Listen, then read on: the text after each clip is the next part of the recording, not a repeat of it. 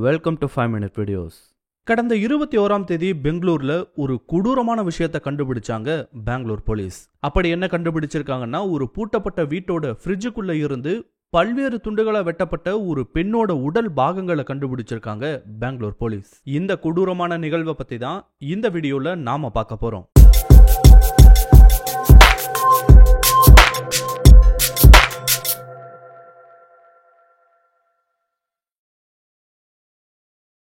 September 21ஆம் தேதி வாக்குல பெங்களூரோட வியாடிகாவல் பகுதியில் ஒரு பூட்டப்பட்ட அபார்ட்மெண்ட் வீட்டில் இருந்து ஒருவித ஃபவுல் ஸ்மெல் வர ஆரம்பிச்சிருக்கு. டைம் ஆக உள்ள இருந்து வரக்கூடிய ஃபவுல் ஸ்மெல் அதிகமாகவும் இதை பத்தி அந்த வீட்டோட ஓனர் கிட்ட அக்கம் பக்கத்தில் இருந்தவங்க கம்ப்ளைண்ட் பண்ணியிருக்காங்க. அவரும் உடனடியா அந்த வீட்டுல தங்கியிருந்த டெனண்ட்டுக்கு கால் பண்ணி பார்த்திருக்காரு. ஆனா அவங்களோட போன் சுவிட்ச் ஆஃப் ஆகி இருந்திருக்கு. உடனடியா அந்த வீட்டுல தங்கியிருந்த பொண்ணோட அண்ணனுக்கு கால் பண்ணியிருக்காரு அந்த ஓனர். அவரும் என்ன சொல்லியிருக்காருன்னா, கடந்த ஒரு 4-5 நாளாவே என்னோட சிஸ்டருக்கு கால் பண்ண ட்ரை பண்ணிட்டு இருக்கேன். ஆனா போன் சுவிட்ச் ஆஃப்லயே இருக்கு, என்னன்னே தெரியல. நான் என்னோட அம்மாவை என்னன்னு பார்க்க சொல்றேன்னு சொல்லியிருக்காரு அந்த நபர். சொன்ன மாதிரியே அந்த வீட்டுல தங்கியிருந்த அந்த பொண்ணோட அம்மாவும் வந்திருக்காங்க. அந்த வீடு வெளிப்பக்கமா பூட்டப்பட்டு இருந்திருக்கு. ஸோ ஒரு ஸ்பேர்கியை வச்சு திறந்து உள்ள போயிருக்காங்க. உள்ள போனவங்களுக்கு ஒரு பயங்கரமான ஷாக் தான் காத்து இருந்தது. ஏன்னா அந்த வீடு பார்க்கவே ரொம்ப அலங்கோலமா இருந்திருக்கு. அது மட்டும் இல்லாம அந்த வீடு முழுக்கவே பயங்கரமான நாற்றம் வீசி வந்திருக்கு. எங்க இருந்து அந்த நாற்றம் வீசுதுன்னு கவனிக்கும் போதுதான் ஃப்ரிட்ஜுக்குள்ள இருந்து அந்த நாற்றம் வருவதை அவங்க கண்டுபிடிச்சிருக்காங்க. அது மட்டும் இல்லாம ஃப்ரிட்ஜை சுத்தி நிறையவே புழுக்கள் எல்லாம் கூட இருந்திருக்கு. அப்போ அந்த ஃப்ரிட்ஜை போய் திறந்து பார்க்கறாங்க. பார்த்தவங்க அப்படியே மயங்கி விழுந்துடுறாங்க. ஏன்னா உள்ள பல துண்டுகளா வெட்டப்பட்ட ஒரு மனித உடல் இருந்திருக்கு. இது கொஞ்ச நேரத்திலேயே அக்கம் பக்கத்துல இருந்தவங்களுக்கு தெரிஞ்சிருக்கு. உடனடியா அவங்க போலீஸ்க்கும் கால் பண்ணியிருக்காங்க. அங்க வந்த போலீஸும் இந்த கொடூரத்தை பார்த்துட்டு பயங்கரமா ஷாக் ஆகியிருக்காங்க. இதை பார்த்ததும் உடனடியா அந்த வீட்டை செக்யூர் பண்ணியிருக்காங்க. செக்யூர் பண்ணது மட்டும் இல்லாம அந்த வெட்டப்பட்ட உடல் பாகங்களை உடனடியா உடற்கூராய்வுக்கும் அனுப்பி வைக்கிறாங்க. உடற்கூராய்வுக்கு அனுப்புனதுக்கு அப்புறமா அந்த வீட்டுக்கு பக்கத்துல இருந்தவங்க கிட்ட எல்லாம் விசாரிக்க ஆரம்பிச்சிருக்காங்க போலீஸ். அப்படி விசாரிக்கும் போதுதான் இறந்து போனது அந்த வீட்டுல தனியா வாழ்ந்து வந்த மகாலட்சுமின்ற ஒரு 29 வயது லேடின்றது தெரிய வந்திருக்கு. இந்த மகாலட்சுமி யாருன்னு பார்க்கும்போது பெங்களூரோட அவுட்ஸ்கர்ட்ஸ்ல இருக்கக்கூடிய நிலமங்கலான்ற ஒரு பகுதியை சேர்ந்தவங்க. இவங்க வேலைக்காக பெங்களூர் சிட்டிக்குள்ள ஷிஃப்ட் ஆகி மல்லேஸ்வரம் பகுதியில் இருக்க ஒரு துணிக்கடையில சேல்ஸ் பர்சனா ஒர்க் பண்ணிட்டு வந்திருக்காங்க. இவங்களுக்கு 6 வருஷத்துக்கு முன்னாடியே திருமணமானதும் இவங்களுக்கு ஒரு பெண் குழந்தையும் இருக்குன்றதையும் கண்டுபிடிச்சாங்க. ஆனா இந்த வருஷத்தோட ஆரம்பத்துல அவங்களும் அவங்களோட கணவரும் பிரிஞ்சு வாழ ஆரம்பிச்சிருக்காங்க போல. காரணம் அவங்க 2 பேருக்குள்ள ஏற்பட்ட பிரச்சனை தான். 2 பேர் வீட்லயும் பெரியவங்க இத பத்தி பேசி சால்வ் பண்ண பாக்குறாங்க. பட் ஒண்ணுமே சரியா வரல. சோ மகாலட்சுமி அவங்களோட ஹஸ்பண்ட் ஹேமந்தாஸை விட்டு கடந்த 9 மாதங்களா பிரிஞ்சுதான் இருந்திருக்காங்க. அண்ட் முதல் சில மாதங்கள் அவங்களோட குழந்தை மகாலட்சுமியோட தான் இருந்திருக்காங்க. அதுக்கப்புறமா அவங்களோட அப்பா கூட போய் வாழ ஆரம்பிச்சிருக்கு அந்த குழந்தை. இப்போ வரைக்குமே அந்த குழந்தை அவங்களோட அப்பா கூட தான் இருக்கு போல. இதெல்லாம் அந்த வீட்டுல வாழ்ந்த மகாலட்சுமியை பத்தின பேசிக்கா எல்லாருக்கும் தெரிஞ்ச தகவல்களா இருந்தது. ஆனா அந்த விசாரணையை அடுத்தடுத்த கட்டத்துக்கு கொண்டு போகும்போதுதான் இன்னும் பல்வேறு முக்கியமான தகவல்கள் வெளிவர ஆரம்பிச்சது. அந்த விசாரணையில தெரிய வந்த தகவல்கள் எல்லாம் என்னன்னு பார்க்கும்போது, கொலை செய்யப்பட்ட மகாலட்சுமிக்கு எக்ஸ்ட்ரா மேரிட்டல் அஃபேர் இருந்திருக்கு. இது அவங்களோட கணவருக்கு தெரிஞ்சுதான் அவங்க 2 பேருக்குள்ள சண்டை ஏற்பட்டு பிரிஞ்சும் இருக்காங்க போல. இது மட்டும் இல்லாம கிடைக்கிற தகவல்களை வச்சு பார்க்கும்போது மகாலட்சுமி மட்டுமே அப்படி கிடையாது. மகாலட்சுமியோட கணவர் ஹேமந்தாஸும் அதே மாதிரியான ஒரு எக்ஸ்ட்ரா மேரிட்டல் அஃபேர்ல இருந்திருக்காரு போல. அண்ட் ஒரு கட்டத்துல 2 பேரை பத்தியும் 2 பேருக்கும் தெரிய வந்திருக்கு போல. அப்போ அவங்களுக்குள்ள ஆரம்பிச்ச அந்த சண்டை கொஞ்சம் கொஞ்சமா பெருசாகி அவங்க 2 பேரும் பிரியற அளவுக்கு போயிருக்கு. இவங்க 2 பேரும் பிரிஞ்சதுக்கு அப்புறமா மகாலட்சுமி என்ன பண்றாங்கன்னா, நிலமங்கலா போலீஸ் ஸ்டேஷனுக்கு போய் தன்னோட கணவர் ஹேமந்தாஸ்க்கு எதிராக ஒரு கம்ப்ளைண்ட் பண்ணியிருக்காரு. அதாவது தனக்கு தன்னோட கணவர்னால டொமஸ்டிக் வயலன்ஸ் பிரச்சனை இருக்குன்னு சொல்லிட்டு ஒரு கம்ப்ளைண்ட கொடுத்திருக்காங்க மகாலட்சுமி. இப்படி ஒரு கம்ப்ளைண்ட் ஃபைல் ஆனதும் உடனடியா அதுக்கு எதிரா ஹேமந்தாஸ் இன்னொரு கம்ப்ளைண்ட்டையும் கொடுத்திருக்காரு. அவர் என்ன மாதிரியான ஒரு கம்ப்ளைண்ட் கொடுத்திருக்காருன்னா, மகாலட்சுமி அவங்க வேலைக்கு போற இடத்துக்கு பக்கத்துல இருந்த ஒரு சலூன்ல வேலை செய்யக்கூடிய பார்பர் கூட எக்ஸ்ட்ரா மேரிட்டல் அஃபேர்ல இருப்பதாகவும் அது தனக்கு தெரிய வந்து அதை பத்தி அவங்க கிட்ட கேட்கும்போது எங்க 2 பேருக்குள்ள சண்டை ஏற்பட்டுச்சு. அந்த சண்டை பெருசானதால பொய்யா தன் மேல இப்படி ஒரு கம்ப்ளைண்ட மகாலட்சுமி கொடுத்தாங்கன்னு பண்ணிட்டாங்கன்னு சொல்லிட்டு ஹேமந்த் தாஸ் இன்னொரு கம்ப்ளைண்ட்டை ஃபைல் பண்ணியிருக்காரு. இது நடந்தது இந்த ஆண்டோட பிப்ரவரி மாசத்துல. ஆக்சுவலா அதுக்கு முன்னாடி இருந்தே இவங்க ரெண்டு பேரும் பிரிஞ்சுதான் இருந்திருக்காங்க. அண்ட் இந்த கம்ப்ளைண்ட் ஃபைல் ஆனதுக்கு அப்புறமா இந்த பிரச்சனை இன்னும் பெரிய அளவுல போயிருக்கு. ரெண்டு பேரோட வீட்ல இருந்தும் பேசி இவங்களை சமாதானப்படுத்த முயற்சி பண்ணிருக்காங்க போல. பட் எதுவுமே வேலைக்கு ஆகல. அதுக்கப்புறம் தான் பெங்களூரோட வியாழுக்கல் பகுதியில அவங்க இறக்கும் போது இருந்த வீட்டுக்கு அவங்க பொண்ணோட ஷிஃப்ட் ஆயிருக்காங்க மகாலட்சுமி. ஆனா சில மாதங்களுக்கு அப்புறம் அந்த குழந்தையும் அவளோட அப்பா கூட போய் வாழ ஆரம்பிச்சிருக்கு. அதுக்கப்புறமா இவங்க தனியா தான் இருந்திருக்காங்க.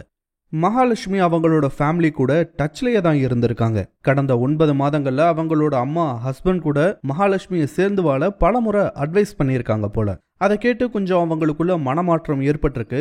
இந்த சமயத்துல அவங்களோட அம்மா கிட்ட மட்டுமே கிடையாது, பெங்களூரு சிட்டிக்குள்ளேயே வேற ஒரு ஏரியாவில் இருந்த அவங்களோட அண்ணன் ஒருத்தர் கூடயும் இவங்க பேசிக்கிட்டு தான் இருந்திருக்காங்க. அப்படி இருக்க நிலையில கடைசியா செப்டம்பர் 2ஆம் தேதி மகாலட்சுமி அவங்களோட அம்மா கிட்ட பேசி இருக்காங்க. அப்போ கூடிய சீக்கிரத்துல அவங்களோட கணவன் கூட சேர்ந்து வாழ போவதாகவும் சொல்லியிருக்காங்க மகாலட்சுமி. அதுக்கப்புறம் அவங்க யாருமே மகாலட்சுமி கூட பேசவே இல்லை.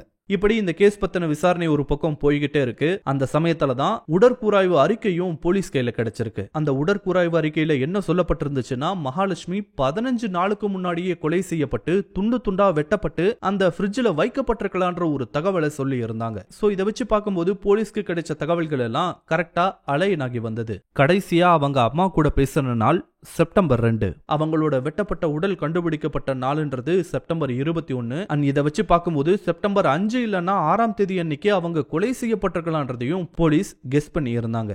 சரி, இந்த கொலையை யார் பண்ணிருப்பா? கண்டிப்பா மகாலட்சுமியோட வீட்டுக்கு அடிக்கடி வந்து போகக்கூடிய ஒரு நபர் இதை செஞ்சிருக்க அதிகபட்ச வாய்ப்புகள் இருக்கு. அது மட்டும் இல்லாம இறந்து போன மகாலட்சுமியோட கணவர் ஹேமந்த் தாஸ் கிட்ட விசாரிக்கும் போது அவங்களுக்கு ஏற்கனவே ஒரு எக்ஸ்ட்ரா மேரிட்டல் அஃபேர் இருந்ததை பத்தியும் அதை பத்தி அவரு நிலமங்கலா போலீஸ்ல கம்ப்ளைண்ட் பண்ணி இருந்ததை பத்தியும் தெரிவிச்சிருந்தாரு.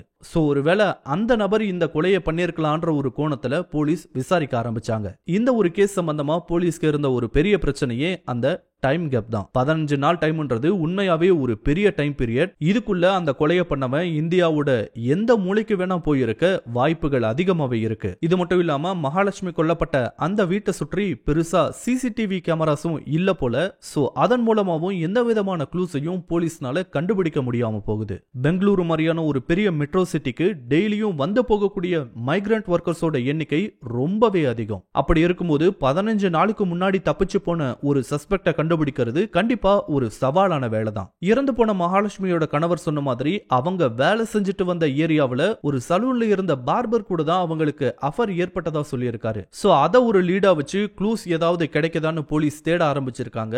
அண்ட் அவங்க தேட ஆரம்பிச்சது வீண் போகவும் இல்ல. போலீஸ்க்கு அவங்க தேடி போனதுக்கான க்ளூ கிடைச்சிருக்கு போல. ஆனா வெளியே எந்த மாதிரியான தகவல்கள் பரவ ஆரம்பிச்சதுன்னா, இந்த கொலையை செஞ்ச அந்த நபர் வெஸ்ட் பெங்காலை சேர்ந்த ஒரு நபரா இருக்கலானும் ஜார்க்கண்டை சேர்ந்த ஒரு நபரா இருக்கலான்ற மாதிரியான தகவல்கள் தான் வெளியே பரவ ஆரம்பிச்சது. ஆனா உண்மையில போலீஸ்க்கு கிடைச்ச அந்த தகவல் வேற ஒன்னா இருந்திருக்கு போல. அதை அவங்க வெளியவே சொல்லல. ஏன்னா இனிஷியலி அவங்க இந்த கொலையை செஞ்சது ஒரு நபரா இல்ல 2 பேரா இல்ல அதுக்கும் மேலான நபர்கள் இந்த கொலையில ஈடுபட்டாங்களான்னு சொல்லிட்டு தெளிவான எந்த ஒரு தகவலும் கண்டுபிடிக்க முடியல. சோ அவங்களுக்கு கிடைச்ச க்ளூஸ் எல்லாம் வெளியிடாமையே இருந்திருக்காங்க. அண்ட் ஒரு கட்டத்துக்கு மேல எங்க போகணுன்றதையும் அவங்க கண்டுபிடிச்சிருக்காங்க. இப்படி இருக்க நிலையில தான் இன்னைக்கு காலையில முக்கியமான ஒரு தகவல் வெளியாகி இருக்கு. என்னன்னா அவங்களுக்கு கிடைச்ச க்ளூவை வச்சு போலீஸ் ஒடிசாவுக்கு அந்த சஸ்பெக்ட தேடி போயிருக்காங்க. ஒடிசால பத்ரக் அண்ட் பாலசோர் மாவட்டங்கள்ல தேடிட்டு இருந்திருக்காங்க பெங்களூரு போலீஸ். இந்த சமயத்துல தான் ஒடிசாவோட புயின்பூர்ன்ற ஒரு ஊருக்கு வெளியே இருந்த ஒரு மரத்துல ஒரு ஆண் மாட்டு பண்ணிட்டு இருந்தது கண்டுபிடிக்கப்பட்டிருக்கு. உடனடியா ஒடிசா போலீஸ்க்கு இது தகவல் கொடுக்கப்பட்டு அந்த பாடி ரெக்கவர் செய்யப்படுது.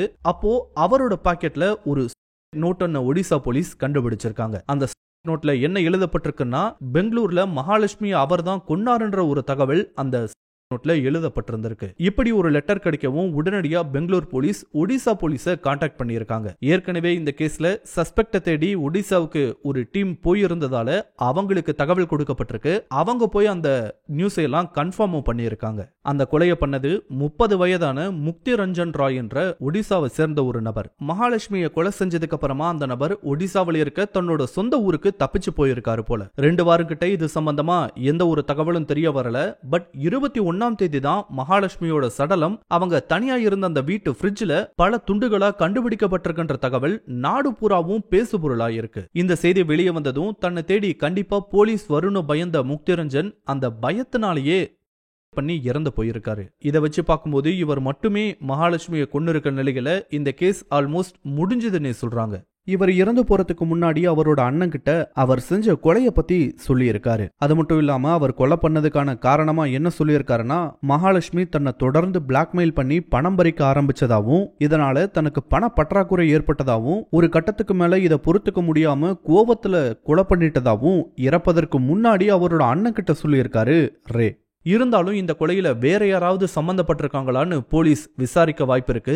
என்ன நடக்குதுன்றத வெயிட் பண்ணி தான் பார்க்கணும். எக்ஸ்ட்ரா மேரிட்டல் அஃபர்னால நடக்கக்கூடிய குற்றங்கள்ன்றது ரொம்ப காலமாவே இங்க நடந்துகிட்டு தான் இருக்கு. ஒரு சில வருடங்களுக்கு முன்னாடி வரைக்கும் சட்டப்படியே இது ஒரு குற்றமா தான் பார்க்கப்பட்டுச்சு. ஆனா சமீபத்துல அது சட்டப்படி தவறில்லைன்னு அறிவிச்சிருக்காங்க. ஒருத்தரோட பர்சனல் லைஃபை பத்தி பேச யாருக்கும் எந்த உரிமையும் கிடையாது தான். ஆனா அது பொது வெளிக்கு வர்ற வரைக்கும் தான் அந்த பர்சனல் எல்லாமே. அதுவும் அதன் மூலமா குற்றங்கள் எதுவும் நடக்க இருக்க வரைக்கும் தான் அதை பத்தி பேச யாருக்குமே உரிமை இல்லைன்னு சொல்லலாம். பட் அது சார்ந்த குற்றங்கள் நடக்கும்போது அதை பத்தி கண்டிப்பா பேசித்தான் ஆகணும். அதே மாதிரி ரீசன்ட் டைம்ஸ்ல பெண்களை துண்டு துண்டா வெட்டக்கூடிய ஒரு செயல்களும் நடந்து வருது. டெல்லியில ஒரு பொண்ணு இதே மாதிரி துண்டு துண்டா வெட்டி கொல்லப்பட்டாங்க. பெங்களூர்ல இந்த இன்சிடென்ட் நடந்திருக்கு. ஏன் சில நாட்களுக்கு முன்னாடி சென்னையில கூட இதே மாதிரியான ஒரு இன்சிடென்ட் பதிவு செய்யப்பட்டிருக்கு. இதெல்லாம் எல்லாருக்குமே தெரிஞ்ச ஒரு விஷயம் தான். பெருசா யாருக்கும் அட்வைஸ் பண்ண தேவையில்லை. ஒரே ஒரு விஷயத்தை மட்டும் சொல்லணும்னா, பி சேஃப். இன்னொரு வீடியோல பார்க்கலாம். தேங்க்ஸ் ஃபார் வாட்சிங்.